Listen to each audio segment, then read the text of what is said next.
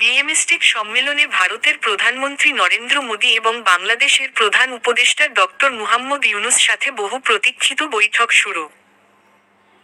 যদিও বৈঠকের আলোচ্যসূচি আনুষ্ঠানিকভাবে ঘোষণা করা হয়নি, তবে ধারণা করা হচ্ছে যে নিম্নলিখিত বিষয়গুলো আলোচনায় স্থান পেতে পারে।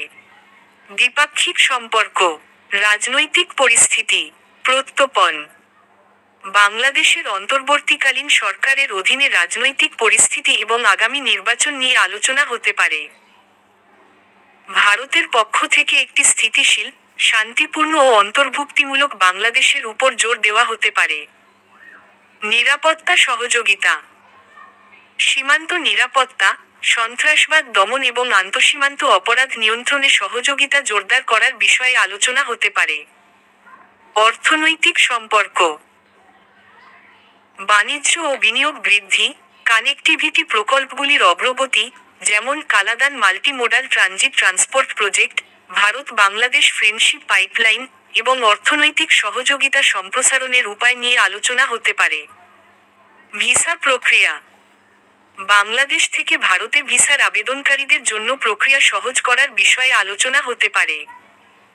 তিস্তা নদীর জলবণ্টন, দীর্ঘদিন ধরে ঝুলে থাকা তিস্তা নদীর জলবণ্টন চুক্তি নিয়ে আলোচনা পুনরায় শুরু করার সম্ভাবনা রয়েছে। বিদ্যুৎ ও জ্বালানি, বিদ্যুৎ সঞ্চালন এবং জ্বালানি সহযোগিতা বৃদ্ধি নিয়ে আলোচনা হতে পারে। বাংলাদেশ বর্তমানে ভারত থেকে 160 মেগাওয়াট বিদ্যুৎ আমদানি করে। আঞ্চলিক সহযোগিতা,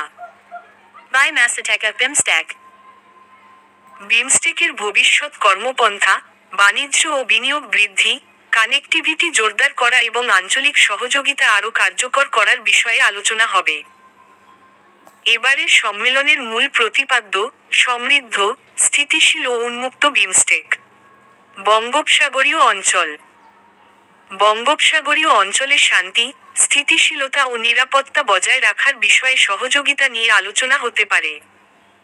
অন্যান্য আঞ্চলিক ফোরাম, সার্ক এবং IORA, ইউরোপ এর মতো অন্যান্য আঞ্চলিক ফোরামের অধীনে সহযোগিতা বৃদ্ধির বিষয়ে আলোচনা হতে পারে। অন্যান্য গুরুত্বপূর্ণ বিষয়, মোহাম্মদ ইউনূসের মন্তব্য। বাংলাদেশের অন্তর্বর্তীকালীন সরকারের উপদেষ্টা মোহাম্মদ ইউনূসের সাম্প্রতিক কিছু মন্তব্য, যেমন ভারতের উত্তর পূর্বাঞ্চল স্থলবেষ্টিত এবং চীনের বিনিয়োগের জন্য বাংলাদেশের সমুদ্রপথ একমাত্র কার্যকর বিকল্প, নিয়ে আলোচনা হতে পারে। ভারত সম্ভবত এই মন্তব্যের বিষয়ে তাদের উদ্বেগের কথা জানাবে।